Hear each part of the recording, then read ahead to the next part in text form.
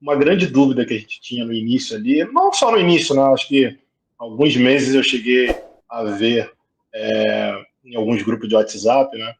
Era aquela dúvida sobre a questão da avaliação psicossocial, né?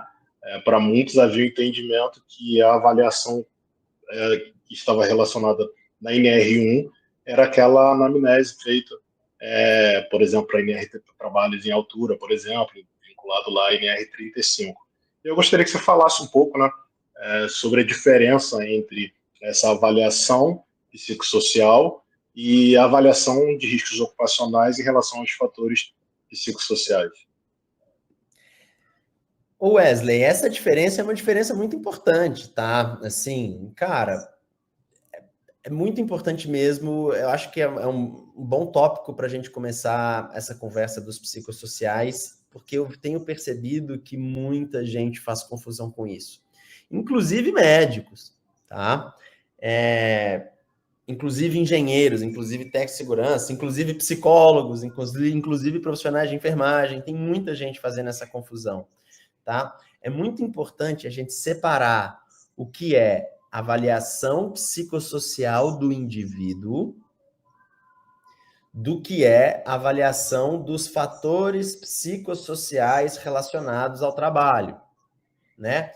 Então, o que é avaliação psicossocial do indivíduo? Aqui eu estou avaliando a pessoa. Eu estou avaliando o indivíduo, o trabalhador, num exame que muitas vezes, na grande maioria das vezes, ele vai ser voltado para uma definição de aptidão ou inaptidão ao trabalho, ou a uma atividade específica. Muito comum, por exemplo, quando a gente tem exposição a trabalho em altura ou exposição a espaços confinados. Por quê? Porque a gente tem duas normas, né, a NR33 e a NR35, que exigem que o exame médico ocupacional verifiquem essa questão dos fatores psicossociais do indivíduo, tá? Então, uma coisa é eu estar com o Wesley dentro de um consultório médico ou dentro de um consultório psicológico e eu vou avaliar as questões psicossociais do Wesley, do indivíduo Wesley, né? E aí eu vou entender, cara, o Wesley tá bem, ele tá dormindo bem, ele tem algum problema de saúde mental, ele tá com raciocínio em dia, ele tá com reflexo em dia, sabe? Ele tem algum transtorno mental, ele precisa de algum tratamento, sabe? Algo que possa eventualmente impedir que ele exercite uma determinada atividade com segurança.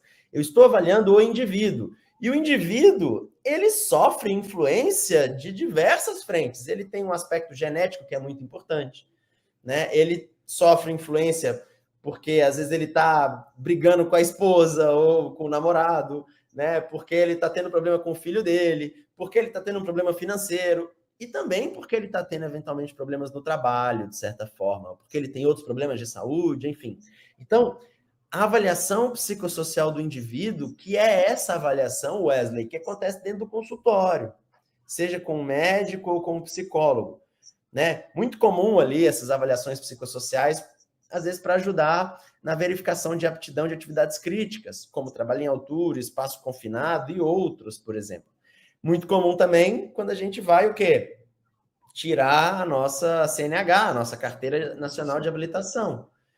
Quando você vai, digamos, passar por uma avaliação técnica para saber se você pode ou não pode conduzir um veículo frente às leis de trânsito brasileiras, você passa por uma avaliação psicológica, né?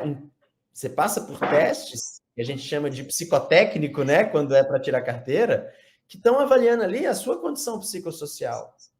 Estão avaliando, né, essa questão psíquica do indivíduo. Mas veja que até aqui nós estamos falando só da avaliação dos fatores psicossociais do indivíduo, da pessoa.